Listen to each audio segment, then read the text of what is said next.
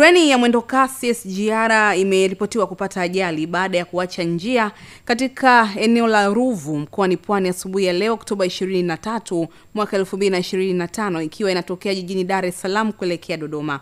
Kwa mujibu wa abiria wawili waliozungumza, wamesema hawajamuona mtu yeyote aliyejeruhiwa ila ni hofu tu iliyowapata wachache. Msemaji wa shirika la reli TRC Fred Mwanjala amethibitisha kupokea taarifa za ajali hiyo, ambapo anasema tumepokea hizo taarifa za treni kupata ajali na kwa kuwa ndio kwanza tumezipata kwa sasa, mkurugenzi mkuu na katibu mkuu wa wizara wote tunaelekea eneo la tukio na tutatoa taarifa baada ya kufanya tathmini ya kina na wataalamu.